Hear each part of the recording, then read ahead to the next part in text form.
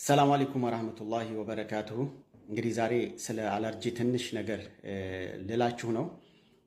በቀጣይ ቪዲዮ ላይ እንግዲህ የተለመዱ የሆኑ አለርጂዎች ሲከሰቱ ቤት ውስጥ ምን ማድረግ አለብን፣ ለምሳሌ ሳይነስ ወይም ደግሞ የአፍንጫ አለርጂ ቢከሰት፣ አስም ቢከሰት፣ የቆዳ አለርጂ ቢፈጠር ቤታችን ውስጥ ምን ማድረግ አለብን የሚለውን ነገር ለመስራት እሞክራለሁኝ።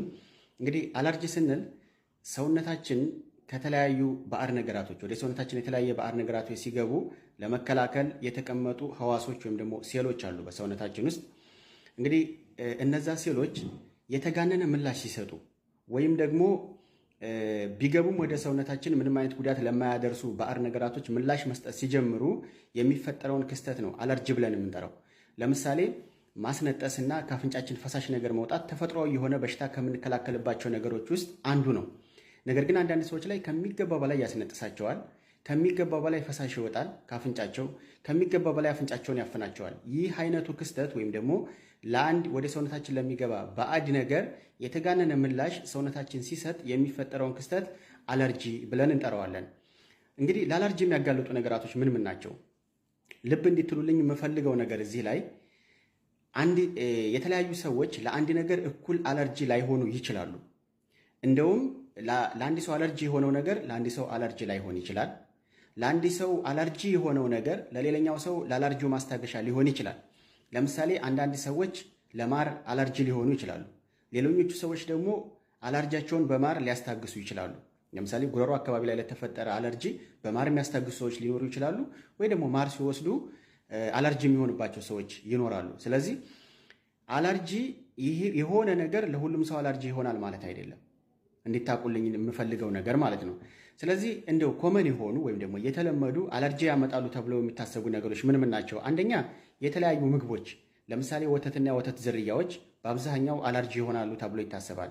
እንቁላል፣ የቅባት እህሎች ለምሳሌ ኦቾሎኒ፣ አኩሪ አተር የመሳሰሉት ነገራቶች፣ አሳና የአሳ ዝርያዎች እንግዲህ ከምግብ ውስጥ አለርጂ ይሆናሉ ተብለው የሚታሰቡ ነገራቶች ወይም ደግሞ ምግቦች ናቸው። ሁለተኛ ኬሚካሎች፣ ለምሳሌ ጸረ ተባይ ሊሆን ይችላል፣ ጸረ አረም ሊሆን ይችላል፣ ዲተርጀንቶች ሊሆኑ ይችላሉ። ለምሳሌ ዕቃ የምናጥብባቸው ወይም ደግሞ ወለል የሚታጠብባቸው ነገራቶች ሊሆኑ ይችላሉ። እንግዲህ ኬሚካሎች ለአንዳንድ ሰዎች አለርጂ የመሆን እድል አላቸው። ሌላው የአበባ ብናኞች፣ እንግዲህ በአብዛኛው ሀገራችን ላይ መስከረምና ጥቅምት አካባቢ ብዙ ሰዎች በአስም ይታመማሉ ወይም ደግሞ በሳይነስ ይታመማሉ። ለምንድን ነው ሲባል አብዛኛው በአበባ ብናኝ ምክንያት የሚመጣ ሊሆን ይችላል ማለት ነው። አራተኛ ቅዝቃዜ፣ እንግዲህ ቅዝቃዜ ለአብዛኛው ሰው አለርጂ ነው። የአቧራ ብናኝ፣ እንስሳቶች ለምሳሌ ድመት፣ ውሻ፣ በረሮ ካለ ቤት ውስጥ እነዚህ ነገራቶች አለርጂ ይሆናሉ። አንዳንድ መድኃኒቶች ለምሳሌ ፔኒሲሊን ዝርያዎች ለአንዳንድ ሰዎች አለርጂ የመሆን እድል አላቸው ማለት ነው። እንግዲህ አለርጂ የት ላይ ሊከሰት ይችላል? አለርጂ አብዛኛው የሰውነት ክፍላችን ላይ ይከሰታል። ለምሳሌ ቆዳ ላይ፣ አይን ላይ፣ አፍንጫ ላይ እንዲሁም የመተንፈሻ አካል ላይ ለምሳሌ አስምን ይመስል ማለት ነው። ኩላሊትም ላይ ጉበትም ላይ ሊከሰት ይችላል። ግን አብዛኛዎቹ ቆዳ ላይ፣ አይን ላይ፣ አፍንጫ ላይ ይሄ የመተንፈሻ አካል ለምሳሌ አስምን ይመስል ማለት ነው እነሱ ላይ ሊከሰት ይችላል ወይም ደግሞ ይከሰታል። እንግዲህ በቀጣይ ላይ ቆዳ ላይ አለርጂ ቢከሰት ቤት ውስጥ ምን ማድረግ አለብን? አፍንጫ ላይ አለርጂ ቢከሰት ምን ማድረግ አለብን? የመተንፈሻ አካላችን ላይ፣ አይን ላይ የሚለውን ነገር ለመስራት እሞክራለሁኝ። እንግዲህ የአለርጂ ምልክቶች ምን ምን ናቸው? የአለርጂ ምልክቶች እንደሚከሰትበት የሰውነት ክፍል ይለያያል። ለምሳሌ አይን ላይ ከተከሰተ አይን ማሳከክ፣ እንባ መዝነብ፣ ብዙ የምናሸው ከሆነ ይሄ አይናችን ዳርዳር መጥቆር ሊመጣ ይችላል። አፍንጫ ላይ ከተከሰተ ማስነጠስ፣ ብዙ ፈሳሽ መፍሰስ፣ መታፈን፣ ይሄ ዙሪያውን አካባቢ ላይ መጥቆር ሊመጣ ይችላል። አስም እንግዲህ ሳምባ ላይ ከተከሰተ እንዲሁ ድምፅ ማውጣት፣ መታፈን፣ ማሳል፣ አክታ መውጣት የመሳሰሉ ነገራቶች ሊኖሩ ይችላሉ። ቆዳ ላይ ከሆነ የቆዳ ሽፍታ፣ ማሳከክ ሊመጣ ይችላል። ብቻ የአለርጂ ምልክት እንደሚከሰትበት የሰውነት ክፍል ይለያያል ማለት ነው። እንግዲህ ሕክምናው ምንድን ነው? ሕክምናው አሁንም እንድታቁልኝ የምፈልገው እንግዲህ ቅድም ላይ አለርጂ ከሰው ሰው ይለያያል እንዳልነው ሁሉ ሕክምናውም በሐኪም ቤት አለርጂን ሙሉ በሙሉ ማጥፋት አይቻልም። ለአለርጂ እንግዲህ ስር ነቀል የሆነ ወይም ደግሞ ከዚህ በኋላ አይነሳባችሁም የሚያስብል አይነት ሕክምና የለውም። ስለዚህ ዋናው ሕክምናው ምንድን ነው?